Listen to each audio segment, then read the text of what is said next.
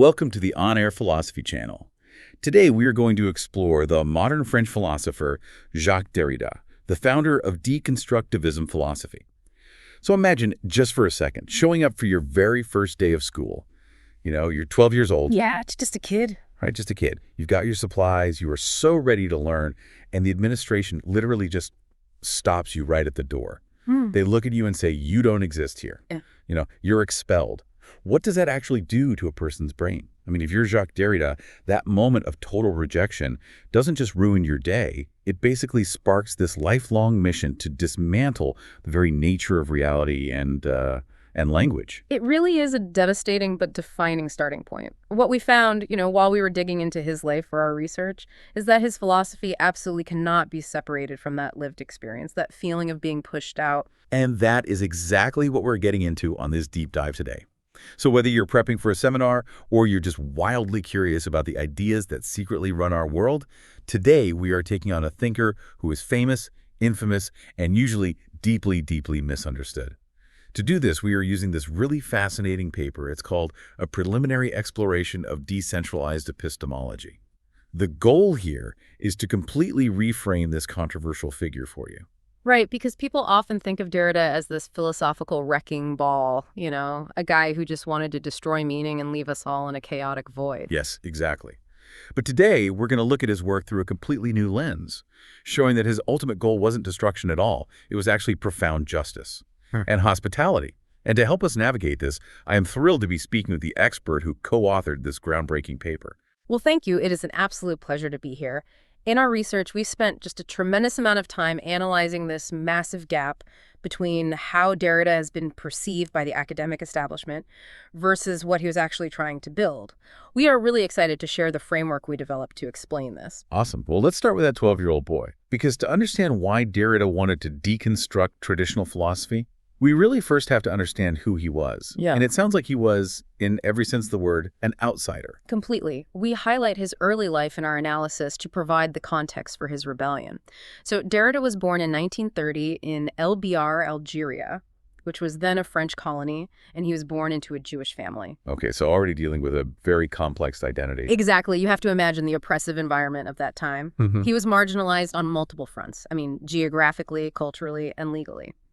In 1942, under the Vichy France regime, a strict 7% quota was placed on Jewish students in schools. Wow. Yeah, that is why at 12 years old, he was expelled on his very first day. It's just hard to wrap your head around that level of systemic cruelty. When the system casually decides you are mathematically irrelevant, you probably start looking very closely at how systems are constructed in the first place. Right. Our analysis points to exactly that conclusion. He experienced firsthand how a system creates a center, a mainstream, accepted, powerful identity. And it does that by violently excluding the margin, or the other. The other, yeah. That realization basically fueled his entire academic trajectory. So by the time we get to 1967, which is widely considered his year of miracles, he had turned that childhood trauma into a total intellectual revolution. Wait, year of miracles, what did he do? He skyrocketed to global fame by publishing 3 monumental works almost simultaneously. There was Of Grammatology, or De la Grammatology, Writing and Difference, which is L'écriture de différence, and Speech and Phenomena, or La Voix et le Phénomène. Okay, 3 masterpieces in a single year is mind-boggling. But I have to say, jumping into those books is notoriously difficult. He introduces a vocabulary that is incredibly dense. So I want to pace ourselves here, because the terminology can get a bit overwhelming for anyone listening. Let's start with his main target. What exactly was he trying to tear down? The primary targets of his critique are what he called the Metaphysics of Presence. In French, that's Metaphysique de la Présence. And Logocentrism, or Logocentrism. Okay, those sound like massive academic hurdles. Metaphysics of Presence. Can we break that down? Yeah, to put it simply, for over 2,000 years, Western philosophy was absolutely obsessed with finding a stable, absolute center. Think of it as a quest for a pure truth, or an ultimate reality, a foundational origin that is fully and perfectly present. Like it's just sitting there waiting to be found. Exactly. The tradition believed that if we just strip away enough layers of confusion, we will eventually find this rock-solid, unchanging truth.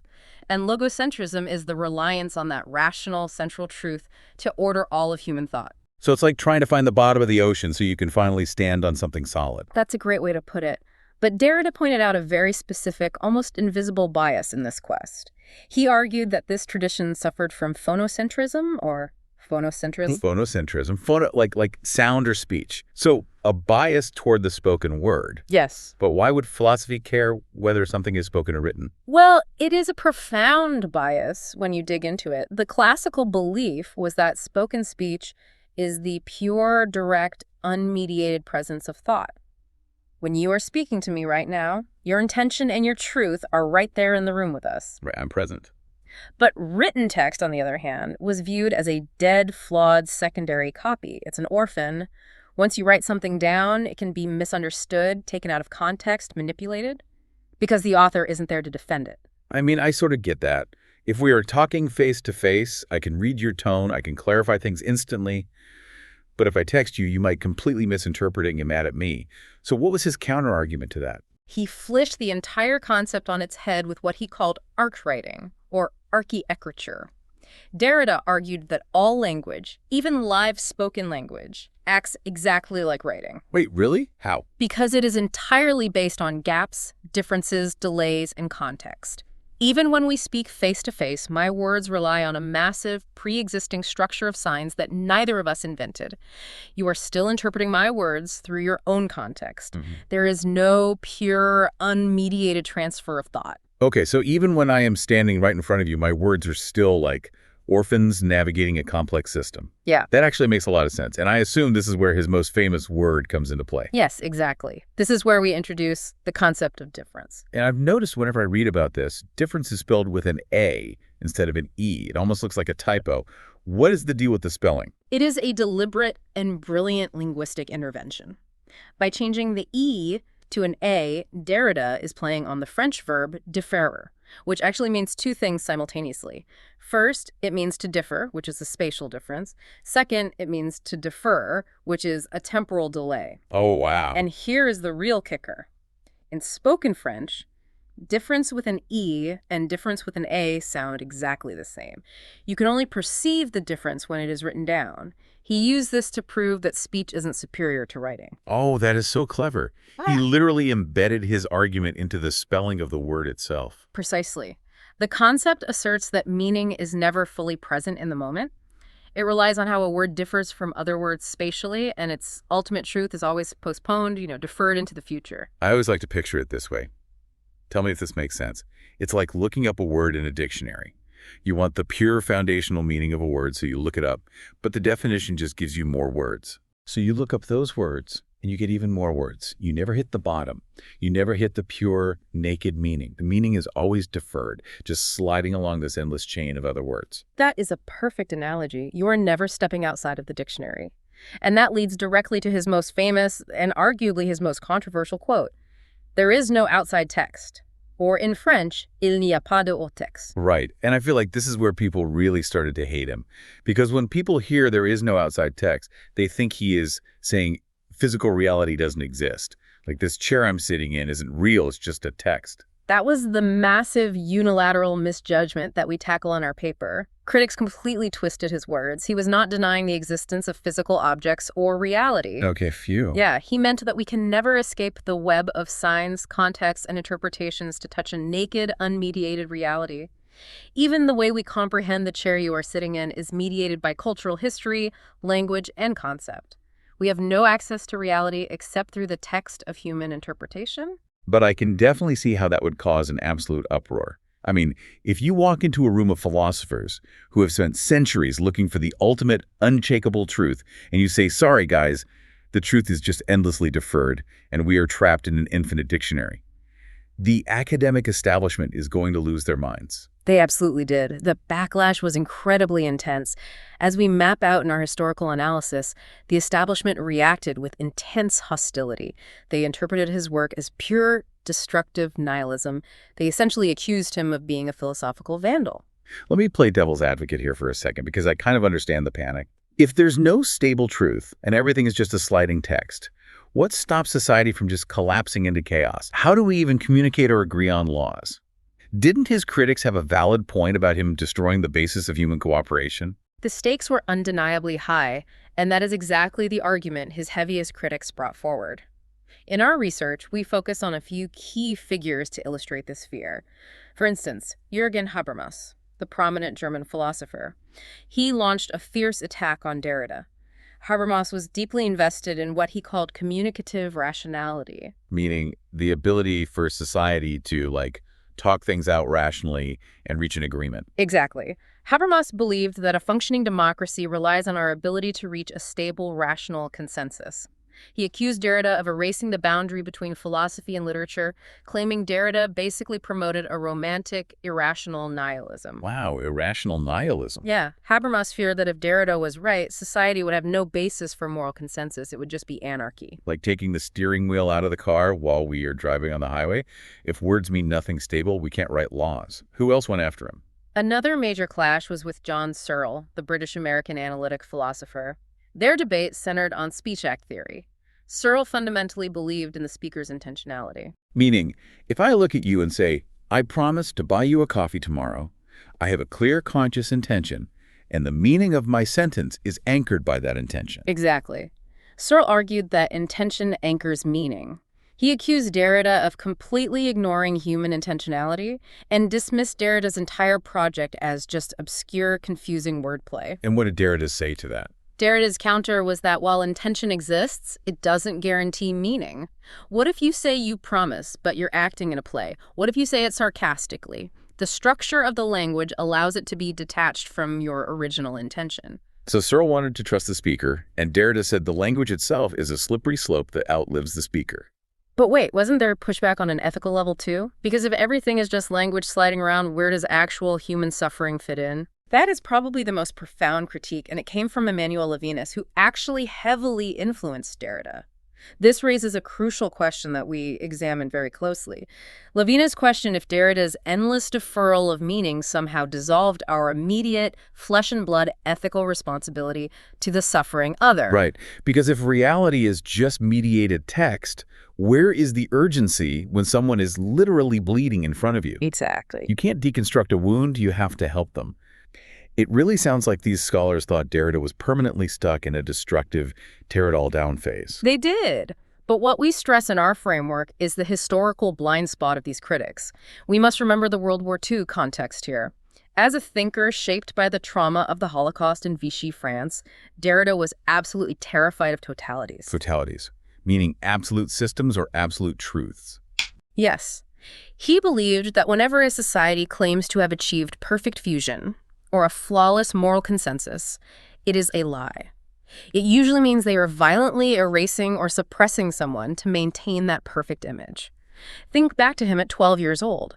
The Vichy government had a totality that required excluding Jewish children. Right. So past scholars viewed Derrida as a pure destroyer because they failed to see what he was desperately trying to protect. He wasn't destroying meaning, he was attacking totalitarian closures. Oh, I am so glad you brought it back to his childhood, because that suddenly makes his entire project feel deeply moral, not nihilistic at all. And this is exactly where your paper steps into this historical debate with a completely fresh perspective. Let's get into the core premise of your work. How do you rescue Derrida from this massive pile of criticism? To solve this, our paper proposes a new analytical lens, which we call the holistic philosophy framework, or Zengtide-Zixu. We argue that every true philosopher, even a deconstructionist, possesses a complete holistic structure to their thought. This structure consists of three interconnected parts: onticality, noeticity, and praxicality. Okay, those are big concepts. Let's break them down. What is the first one? The first is onticality, or T. This represents the essence, the foundational baseline, or the ultimate reality of a philosophy. The second is noeticity, or Shang. This represents the appearance, the dynamic medium, or the epistemology, how we actually interact with the world and gather knowledge. Right. And the third is praxicality, or Yang.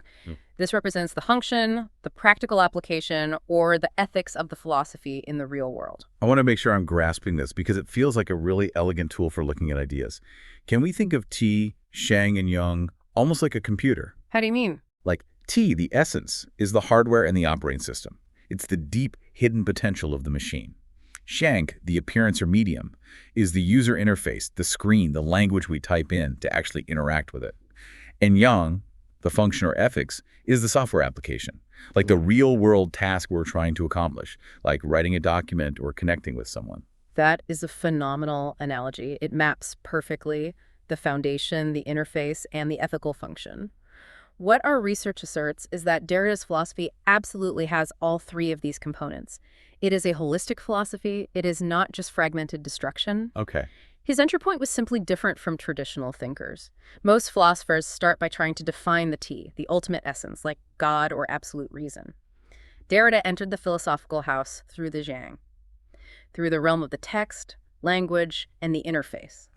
So because he started by taking apart the interface, everyone just assumed he didn't care about the foundation or the real-world application. Exactly. So let's map Derrida's work onto our framework to prove he has a complete system. Let's do it. What is Derrida's T, his essence? His onticality, his T, is fascinating because it is not a static God or a fixed absolute truth.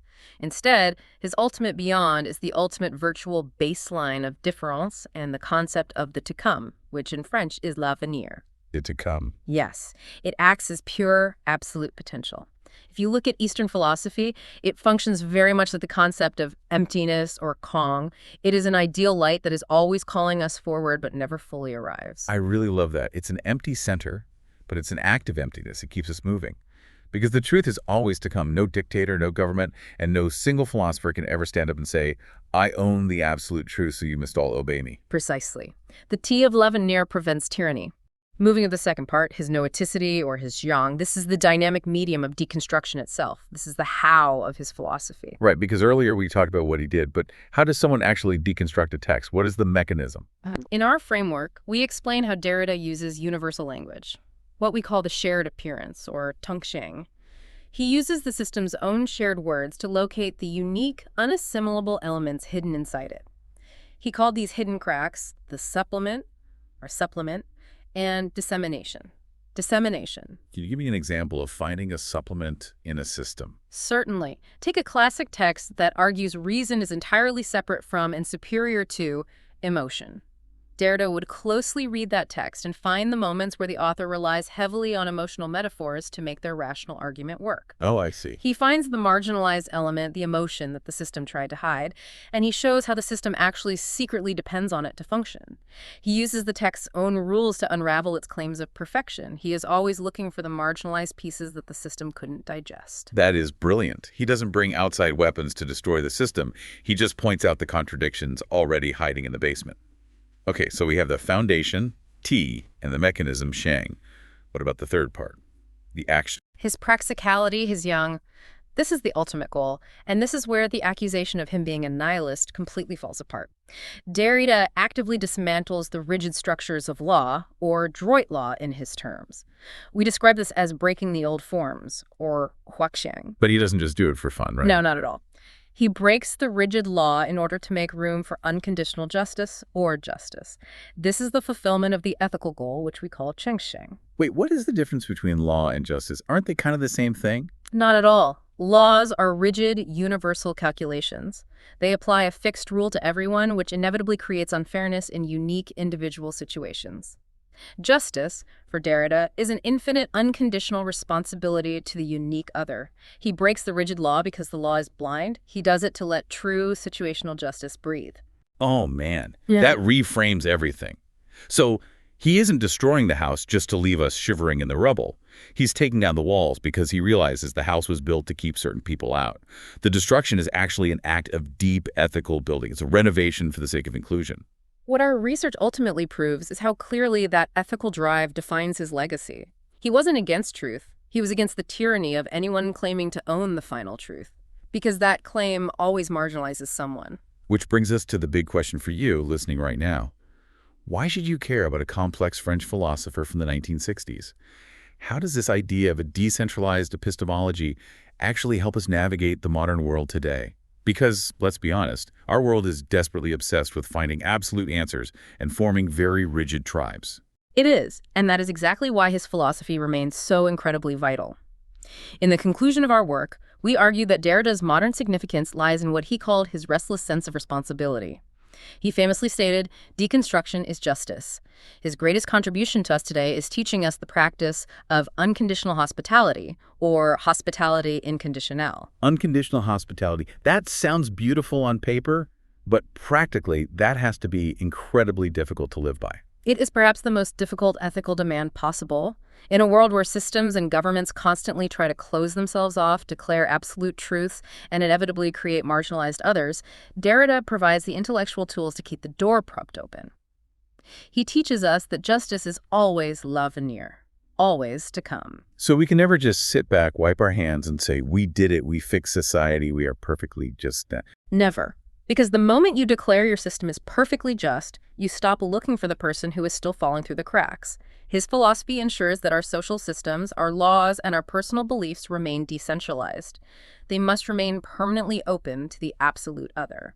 That is the true aim of deconstruction. Not to destroy, but to relentlessly keep the space open for the marginalized, for the unexpected, and for the justice that is always on the horizon. It changes deconstruction from an act of vandalism into an act of profound hope. If every rigid system inevitably marginalizes someone or something, what is a center in your own life? Like a deeply held belief, a daily routine, a strict definition of success that might need a little bit of deconstruction today to make room for the unknown. Thank you for listening. We hope this article has been helpful and inspiring to you. See you next time.